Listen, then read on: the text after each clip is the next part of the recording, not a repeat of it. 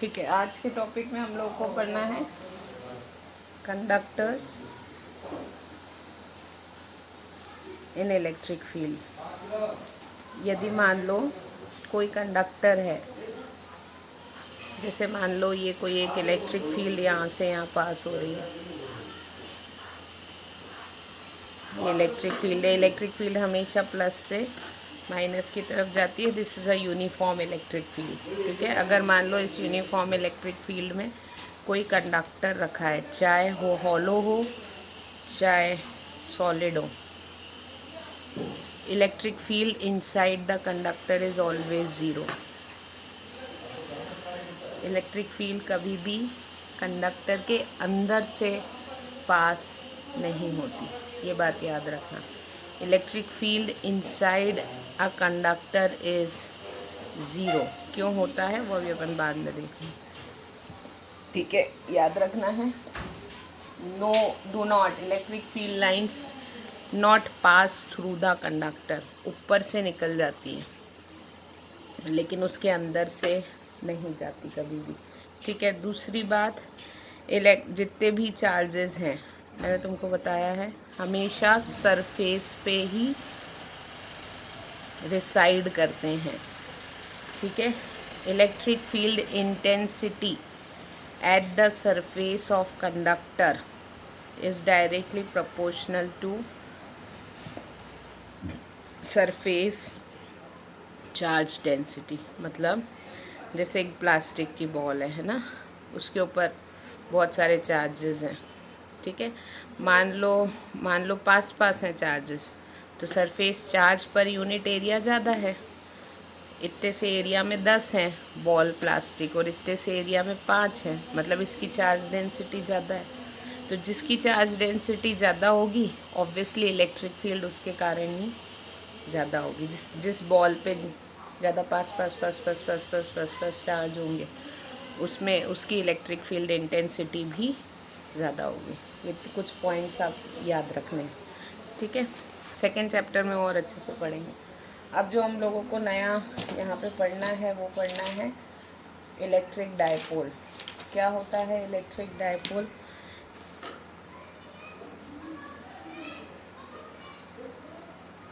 Electric dipole का मतलब होता है when two charges, two equal and opposite charges separated by some distance, then they form a dipole. जब दो equal और ऑपोजिट चार्जेस के सेंटर एक दूसरे से अलग अलग हैं, कुछ डिस्टेंस पे हैं, तो वो दोनों चार्जेस मिलके एक क्या बनाते हैं? डायपोल बनाते हैं। आई बात समझ में? तो डायपोल यानी होता है the mid point of this is called centre. इन दोनों का जो मिड पॉइंट होता है, this is the centre of dipole. ये डिस्टेंस एल, ये अपन ने अपनी कन्वीनियंसी के लिए 2L लिया है ताकि सेंटर से दोनों दूरी बराबर हो जाए। ये पूरी डिस्टेंस L लेते तो ये L/2 करना पड़ता, तो डेरिवेशंस में प्रॉब्लम जाती है, इसलिए इस डिस्टेंस को 2L लेते हैं और कोई लॉजिक नहीं है। ठीक है, तो when two equal and opposite charges separated by some distance then they form a dipole.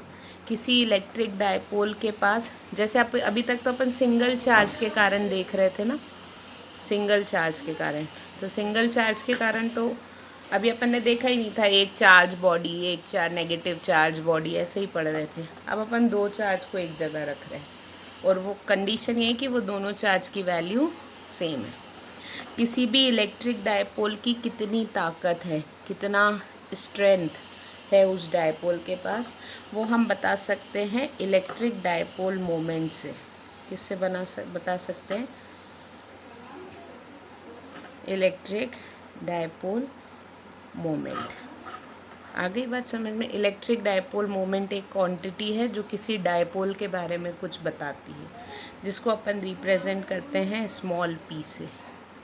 ठीक है, स्मॉल पी से, और इसकी वैल्यू होती है Q into 2L, Q into 2L। ठीक है, magnitude, this is the dipole moment given by the either charge and the distance between them.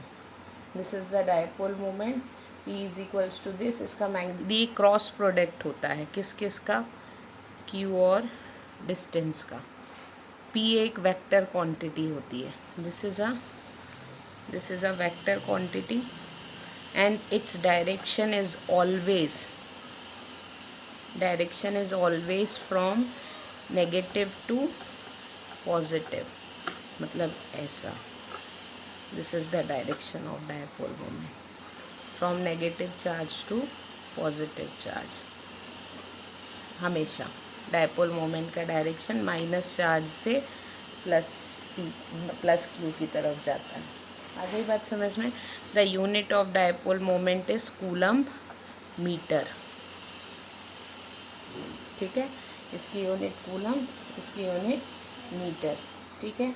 अब मान लो if charge q gets larger, यदि हम इसकी वैल्यू बढ़ाते जाएं और इसके बीच का डिस्टेंस कम करते जाएं ताकि P क्या बना रहे हमारा, कांस्टेंट, Q को बढ़ाते जा रहे हैं और इसको कम करते जा रहे हैं, ठीक है। तो ताकि हमारा P क्या बना रहे, कांस्टेंट बना रहे, तो जो हमको लास्ट तक P की वैल्यू नहीं बदलनी चाहिए, तो जो हमको ऐसा पास लाते जाएंगे तो हमको एक डायपोल मिलता है जिसको अपन कहते हैं आइडल डायपोल या फिर पॉइंट डायपोल। क्या कहते हैं, पॉइंट डायपोल इसलिए कहते हैं क्योंकि वो इतना पास में आ जाते हैं कि उनके बीच की डिस्टेंस इतनी कम रहती है कि हम उसको अलग अलग डिफ्रेंशिएट नहीं कर पाते, इसलिए उस डायपोल का एक नया नाम दे देते हैं।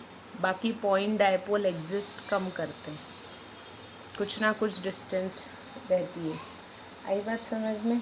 दस ideal dipole is the smallest dipole. Ideal dipole सबसे छोटा डायपोल होता है जिसकी कोई साइज़ नहीं होती। आगे बात समझ में। उसके बाद डायपोल्स कहाँ देखने मिलते हैं, अब तुमने बोल दिया मैम ऐसा है, what is the physical significance.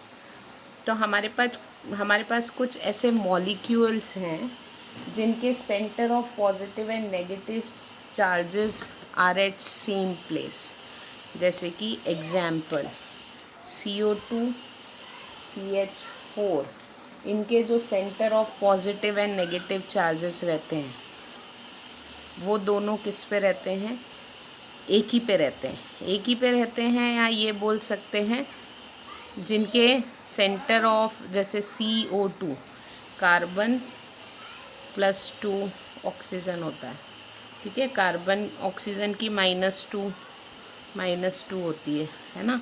तो बेसिकली अगर इसके नेगेटिव का सेंटर ऑफ मास निकालो और इसका सेंटर देखो तो वो दोनों सेंटर एक दूसरे से कोइंसाइड करते हैं, मतलब इसके पॉजिटिव का सेंटर और इसके नेगेटिव का सेंटर एक दूसरे पर आता है। तो इन मॉलिक्यूल्स का नो डायपोल मोमेंट, इनका कुछ डायपोल मोमेंट नहीं होता। इनके ये तुमने देखा होगा ना, केमिस्ट्री में ऐसे बुक्स में बने रहते हैं दो ऐसी बॉल, ऐसा फिगर बने रहते हैं, मॉलिक्यूल स्ट्रक्चर टाइप, ऐसा ऊपर ऐसा अलग लगा हुआ। तो बेसिकली ये अलग अलग एलिमेंट्स हैं जिनका अगर अपन सेंटर ऑफ मास निकालें, नेगेटिव एलिमेंट और पॉजिटिव एलिमेंट का, तो वो दोनों सेंटर ऑफ मास एक दूसरे पे आते हैं। मतलब जहाँ पॉजिटिव है वहीं नेगेटिव है, उनके पॉजिटिव और नेगेटिव के बीच में कोई डिस्टेंस नहीं है, मतलब उनके पास कोई डायपोल मोमेंट नहीं है, P = 0 है। लेकिन अगर मान लो ऐसे मॉलिक्यूल्स को अपन किसी इलेक्ट्रिक फील्ड में रख दें तो इनके अंदर हम डायपोल मोमेंट क्रिएट कर सकते हैं। कैसा, सिंपल, मान लो ये पॉजिटिव और नेगेटिव एक ही जगह है। अगर मान लो मैंने इसको इलेक्ट्रिक फील्ड में रख दिया तो दिस बिकम प्लस से माइनस की तरफ जाती है, तो ये जो इसका नेगेटिव है वो इसके टुवर्ड्स अट्रैक्ट होने लगता है और इसका जो पॉजिटिव होता है वो इसके टुवर्ड्स अट्रैक्ट होने, तो ये घूम जाता है। और यदि तुम बहुत ज़्यादा स्ट्रॉन्ग इलेक्ट्रिक फील्ड लगाओ तो ये एक दूसरे से थोड़े थोड़े दूर भी हो जाते हैं। आई बात समझ में। तो हम इसमें डायपोल मोमेंट डेवलप कर सकते हैं, ठीक है। कुछ इंस्टेंट तक हम अगर इलेक्ट्रिक फील्ड लगाएं तो हम इन मॉलिक्यूल्स में P बना सकते हैं, उसी तरीके से कुछ मॉलिक्यूल्स ऐसे होते हैं जिनके पास खुद का डायपोल मोमेंट होता है, जिनके पॉजिटिव नेगेटिव कोइंसाइड नहीं करते। ऐसे मॉलिक्यूल्स को अपन कहते हैं पोलर मॉलिक्यूल्स। क्या कहते हैं? Polar molecules. ये चैप्टर 2 में है शायद, तुम्हारे पता नहीं। H2O जो है बेसिकली एक पोलर मॉलिक्यूल है जिसका centre of mass of positive and centre of mass of negative क्या है, एक दूसरे से अलग होता है। इनको अपन कहते हैं नॉन पोलर मॉलिक्यूल्स। क्या कहते हैं इनको? Non polar. तो नॉन पोलर मॉलिक्यूल्स क्या हो गए? वो मॉलिक्यूल्स जिनका कोई डायपोल मोमेंट नहीं होता। पोलर मॉलिक्यूल्स यानी क्या होते हैं? जिनके सेंटर अलग अलग होते हैं। अगर हम इनको इलेक्ट्रिक फील्ड में रखें तो उनका ओरिएंटेशन बदल जाता है। मान लो जैसे प्लस और माइनस ऐसा है, ये ऐसे रखे हुए हैं, सबके सेंटर अलग अलग हैं। और यदि मैंने इसको इलेक्ट्रिक फील्ड में रख दिया तो सारे माइनस इधर घूम जाएंगे और सारे प्लस, तो उनमें एक नेट डायपोल मोमेंट क्रिएट हो जाता है क्योंकि सारे पी एक ही डायरेक्शन में आ जाते हैं। अभी पी कहाँ है? यहाँ पे। अभी पी कहाँ है? यहाँ पे। अभी पी कहाँ है? यहाँ पे। माइनस से प्लस। लेकिन जब हम इसको इलेक्ट्रिक फील्ड में रख देते हैं तो ये सारे की सारे एक ही ओरिएंटेशन में आ जाते हैं और सारे पी मिलके एक नेट डायपोल क्रिएट करते हैं। समझ में आया? Getting my point? वो अपन आगे के चैप्टर में देखेंगे। अब इसके बाद तुम लोगों को एनसीईआरटी का एक न्यूमेरिकल है इस फॉर्मूले पे बेस्ड। तुमको चार्ज दिया हुआ है 2 अब देखो, दो चार्ज हैं 2.5 इंटू 10⁻⁻7 एंड -2.5 इंटू 10⁻⁻7।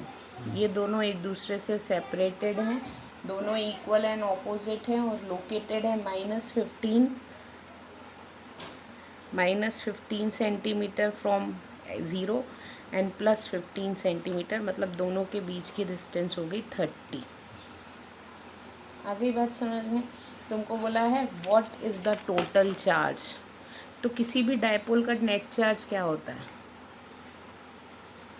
किसी भी डायपोल का नेट चार्ज क्या होगा? 0। किसी भी डायपोल का नेट चार्ज इसलिए 0 होगा क्योंकि ये माइनस है और ये प्लस है। अलजेब्रिक सम करोगे 0 हो जाएगा। तो किसी भी डायपोल का नेट चार्ज तो 0 होता है, लेकिन ऐसा नहीं होता कि उसकी इलेक्ट्रिक फील्ड भी 0 होती है। आगे जाके हम देखेंगे कि डायपोल का नेट चार्ज 0 होता है, लेकिन अगर उसके पास तुम कोई चार्ज लाओगे तो वो उस पर फोर्स लगाता है। अभी अपन देखेंगे अगले डेरिवेशन में ऐसा क्यों होता है। तो अगर वो उस पर फोर्स लगाता है मतलब वो अपने आजू बाजू इलेक्ट्रिक फील्ड क्रिएट, जबकि net charge on a dipole is 0। Getting my point? अब उन्होंने बोला है what is the electric dipole moment, तो तुमको निकालना है पी की वैल्यू। तो पी इज इक्वल्स टू क्या होता है? क्यू इंटू 2L यानी यहाँ 2 इंटू 30 मत कर देना, यहाँ पे पूरा 2L 30 है। 10⁻⁻2 इंटू 2.5 इंटू 10⁻⁻7 सॉल्व कर लोगे, आंसर आ जाएगा। Getting my point? अब अपन को वैल्यू, अब अपने को 2 इम्पॉर्टेंट डेरिवेशन करने हैं इस चैप्टर के। पूरे 12th में अगर निकालोगे तो 200 डेरिवेशन है, सारे बुक के मिला के इतने तो हो ही जाएंगे, छोटे बड़े सब मिलाओगे तो। एक चैप्टर में नहीं तो भी 5-7 15 चैप्टर हैं, 10 भी हुए तो 150 है ना। तो इलेक्ट्रिक फील्ड ये एज इट इज़ आते हैं, किस्मत होती है हमारी। तो हमको ये तो बिल्कुल ऐसा मैथ्स है, एक के बाद एक के बाद एक ये लर्न होना चाहिए। Electric field due to dipole, पीछे पलटा, ठीक है। मैंने बताया किसी भी डायपोल का क्या होता है, नेट चार्ज 0 होता है, लेकिन वो अपने आजू बाजू क्या करता है? इलेक्ट्रिक फील्ड क्रिएट करता है। तो पहले हमको ये डेरिवेशन करना है एक्सियल के लिए। एक्सियल मतलब होता है कि मान लो this is your plus q, this is your minus q, this is separated by distance 2L, this point is A, this point is B। हमें इलेक्ट्रिक फील्ड निकालनी है एक्सिस के किसी पॉइंट, एक्सिस मतलब उसी लाइन में, किसी पॉइंट P पे इलेक्ट्रिक फील्ड की वैल्यू निकालनी है। Getting my point? ओके, तो हम लोग इसका डिस्टेंस ले लेते हैं। यहाँ पे हमने इसका डिस्टेंस लिया है, दिस डिस्टेंस, इससे इसके सेंटर से इसकी डिस्टेंस है x। Getting my point? तो हमको किसी पॉइंट P पे इलेक्ट्रिक फील्ड की वैल्यू निकालनी है। अगर अब हम यहाँ पे देखें तो ये माइनस है, माइनस, तो E भी इधर होगा, यस और नो? माइनस की तरफ आती है इलेक्ट्रिक फील्ड, और EA होगा ऐसा, इससे जाएगी। पहले अपन एक एक के कारण निकालेंगे। इसके कारण इस पॉइंट पे फील्ड यहाँ होगी, इसके कारण इस पॉइंट पे फील्ड यहाँ होगी। ये फील्ड वेक्टर बड़ा होगा, क्यों? क्योंकि ये पास में है। Getting my point? ये वेक्टर छोटा होगा। Getting my point? तो electric field E is equals to तुम्हारा होगा वेक्टर सम, वेक्टर सम यानी EA प्लस EB प्लस मैंने क्यों लिखा है? क्योंकि हमें सम ही करना है। अब वेक्टर इधर उधर है तो वो अपने आप माइनस होना है। Getting my point? तो अभी अपन सबसे पहले निकाल लेते हैं EA। तो EA हमारा क्या होगा? What is the formula of EA? EA की वैल्यू क्या होगी Shubham? What is the value of EA? इसके कारण इस पॉइंट पे इलेक्ट्रिक फील्ड क्या होगा? फॉर्मूला बता खुशबू। K into Q upon K into Q upon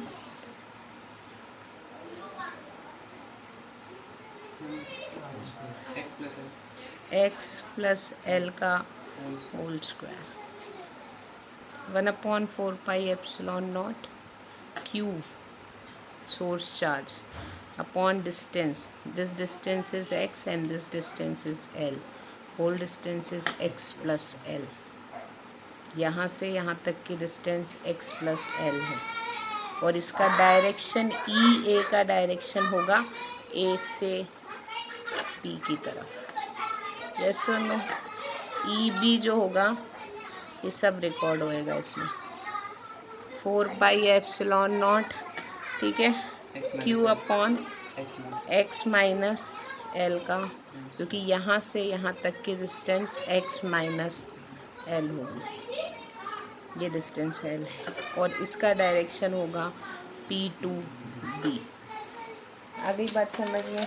net electric field जो होगी, electric field at P is EB minus, यही होगा, दिख रहा है हमको? EB बड़ा है, ठीक है, तो हम लिख सकते हैं 1/4πε0 कॉमन ले लेते हैं, Q upon x minus L का whole square minus Q upon x plus L का। यस और नो? आ गई बात समझ में? हाँ, वो बाद में, वो अपन फॉर्मूला बनाएंगे इसलिए नहीं निकाल रहे हैं। Q अपॉन, इसको सॉल्व कर, सॉरी Q अपॉन बोल रही हूँ, this is A minus B। LCM लेते हैं, LCM लोगे तो ये आएगा A माइनस B का होल स्क्वायर, तो इसको लिख सकते हैं A स्क्वायर,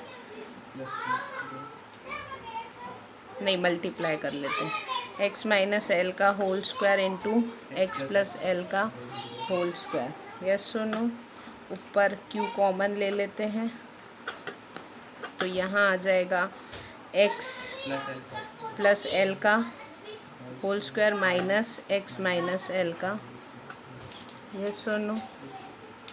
इनमें से स्क्वायर कॉमन आ जाएगा तो हो जाएगा a plus b, a minus b is a square minus b square.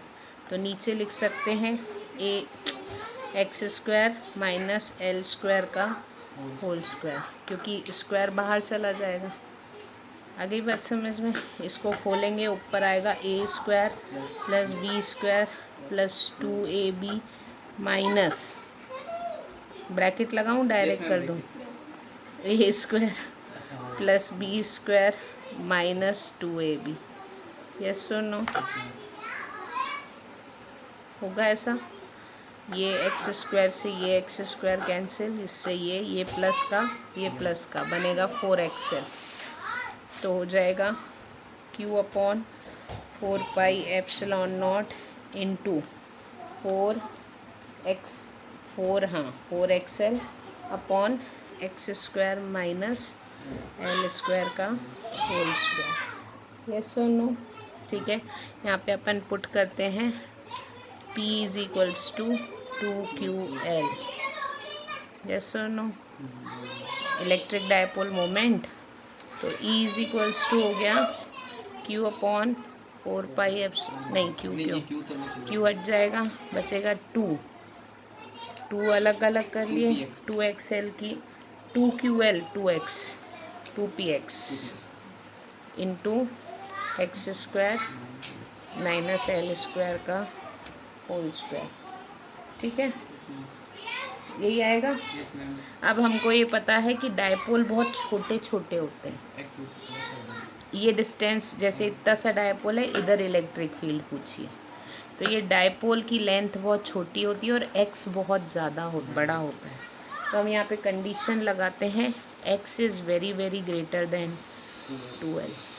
x 2l से क्या होता है, बहुत ज़्यादा बड़ा है, तो ये इग्नोर हो जाएगा, तो ये होगा x टू द पावर 4, एक x से एक x कैंसिल हो जाएगा, तो बनेगा x क्यूब। तो e इज़ इक्वल्स टू हो जाएगा 2p 4πε0 इंटू एक्स क्यूब। आ गई बात समझ में? यदि हमको E का डायरेक्शन बताना है तो EP P कहाँ होता है, माइनस से, इलेक्ट्रिक फील्ड रिजल्टेंट भी कहाँ आ रही है, P के डायरेक्शन में आ रही है, तो हम इसको वेक्टर लिख सकते हैं।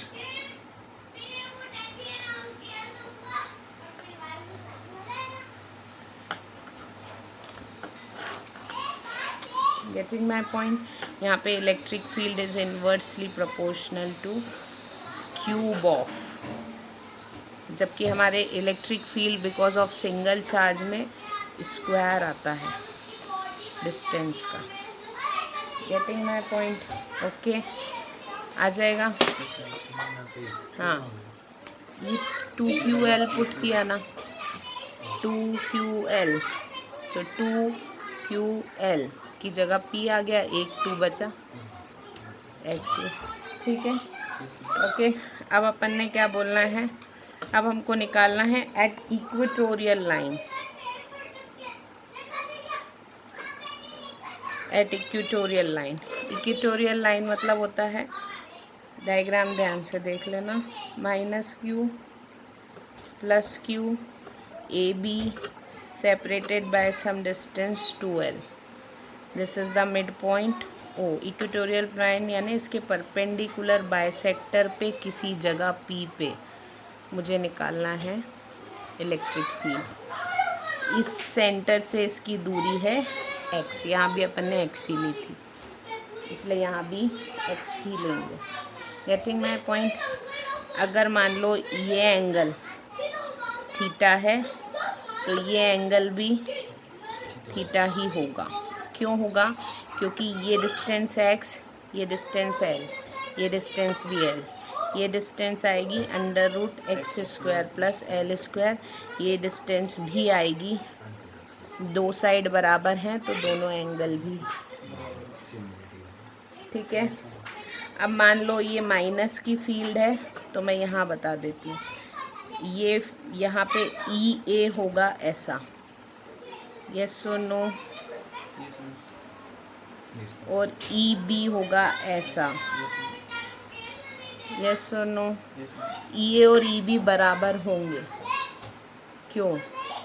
डिस्टेंस सेम है, चार्ज भी सेम है। Q चार्ज के कारण इस फील्ड पे, इस पॉइंट पे फील्ड इधर होगी, वैल्यू 10 है तो इसके कारण भी 10 ही होगी, लेकिन इसका 10 यहाँ और इसका 10 यहाँ होगा, तो यहाँ पे जो रिजल्टेंट इलेक्ट्रिक फील्ड आएगी वो यहाँ आएगी, यस और नो। अगर ये एंगल थीटा है तो ये एंगल भी करस्पॉन्डिंग एंगल्स। यस और नो? ये एंगल थीटा है, ये एंगल थीटा है, ये तीनों ट्रायंगल है 180 माइनस थीटा, ये एंगल 90 है। अगर निकालोगे दिमाग लगा लेना, वहाँ पे समझाना नहीं होता हमको एग्ज़ाम में, तुमको समझना होता है। नहीं समझ में आया तो रट भी सकते हैं, लेकिन समझ में आना चाहिए। ये एंगल भी आएगा थीटा। आ गई बात समझ में? हाँ, अल्टरनेटिव। ठीक है, गेटिंग माई पॉइंट। अब मान लो, अब निकालें electric field. Electric field because of point A is 1/4 pi epsilon naught Q upon under root x² plus L² का होल स्क्वायर। ई बी भी ये ही होगा, सेम। यस और नो? बट डायरेक्शन इसका होगा P2A और इसका डायरेक्शन होगा B2P। यहाँ पे वेक्टर में लगाना मत भूलना, ये छोटी छोटी बात के नंबर कटते हैं। ठीक है, हमको रिजल्टेंट इलेक्ट्रिक फील्ड निकालनी है। इनने यहाँ सिंपल बता दिया है, देखो इन दोनों का साइन कंपोनेंट एक दूसरे को कैंसिल कर देगा। इस वेक्टर के दो कंपोनेंट तोड़ो, ये होगा ई कॉस थीटा, ये होगा ई साइन थीटा। इसका दो तोड़ो, ये होगा ई कॉस थीटा, ये होगा ई साइन थीटा। ई साइन थीटा से ई साइन थीटा, क्यों? क्योंकि दोनों ई बराबर है। तो हमारा रिजल्टेंट इलेक्ट्रिक फील्ड आएगा 2। Electric field at P is 2। कोई सा भी ले लो, ये ले लो चाहे ई भी ले लो। 2 EA cos थीटा। आई बात समझ में? वैल्यू पुट करते हैं तो EP इज इक्वल्स टू हो गया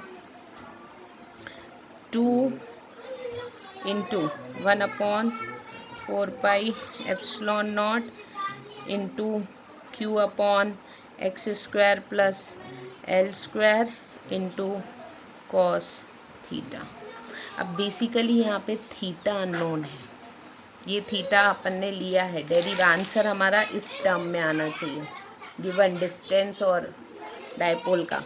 हमको सिर्फ इतना ही दिया है, एक डायपोल है उससे डिस्टेंस है x है। ये थीटा हमको यहाँ से हटाना है, तो हमें यहाँ पे वैल्यू निकालनी है किसकी? कॉस थीटा की। कॉस थीटा की वैल्यू निकालोगे तो वो आएगी,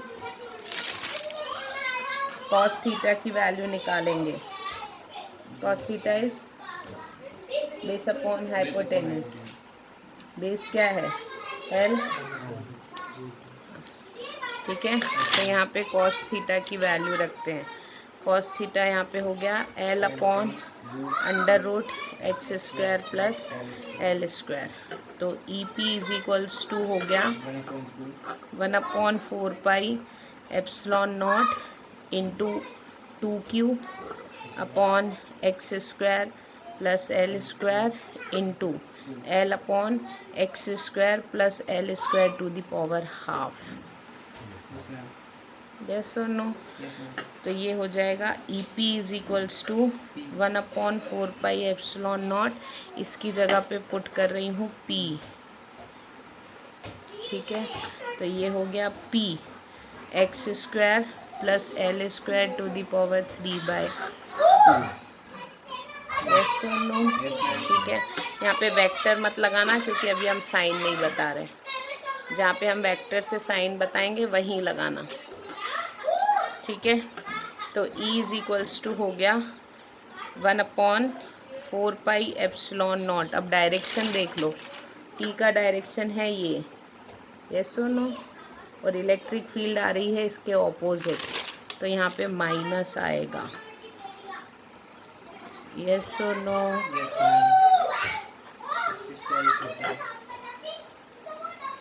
ये माइनस सिर्फ साइन बता रहा है P और E में, क्योंकि ये दोनों वेक्टर क्वांटिटी नहीं है, ये डिस्टेंस है। ठीक है, ओके। अब यहाँ पे भी वही कंडीशन लगाएंगे, 2L is very very less than x। तो E इज इक्वल्स टू हो जाएगा 1/4 epsilon not P upon x cube. L हट जाएगा, एक्स स्क्वायर आएगा, 2 से 2 कैंसिल, 3 बचेगा। यहाँ पे E इक्वेटोरियल और E एक्सियल, एक्सियल में 2p होता है, मतलब E axial is 2 times of E equatorial. अगर मान लो सेम डिस्टेंस है 10 सेंटीमीटर यहाँ पे या 10 सेंटीमीटर ऊपर, तो यहाँ की फील्ड से 2 टाइम्स ज़्यादा होगी। आ गई बात समझ में? ये रिलेशन होता है। उसके बाद मैंने तुमको बताया था दोनों inversely proportional to x cube है, मतलब डायपोल के कारण जो इलेक्ट्रिक फील्ड होती है उसकी इलेक्ट्रिक फील्ड में रिलेशन ये होता है, लेकिन सिंगल पॉइंट चार्ज के कारण जो इलेक्ट्रिक फील्ड होती है उसमें E is proportional to square होता है। मतलब इसकी फील्ड ज़्यादा, जितना ज़्यादा डिस्टेंस पे जाओगे उतनी कम जल्दी कम होएगी, इसमें धीरे धीरे कम होएगी। आ गई बात समझ में? उसके बाद न्यूमेरिकल है डायपोल से रिलेटेड, वो तुमको करना है। अब एक डेरिवेशन और है, ये हर बुक में नहीं है, एनसीईआरटी में है कि नहीं है I don't know. Electric field intensity at any point यानी ना एक्सियल।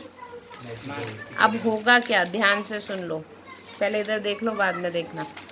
एट एनी पॉइंट बोला है, एट एनी पॉइंट मतलब किसी पॉइंट इस पे किसी डायपोल के कारण इलेक्ट्रिक फील्ड निकालनी है जिसका इससे सेंटर से इंक्लिनेशन है थीटा और ये डिस्टेंस है एक्स।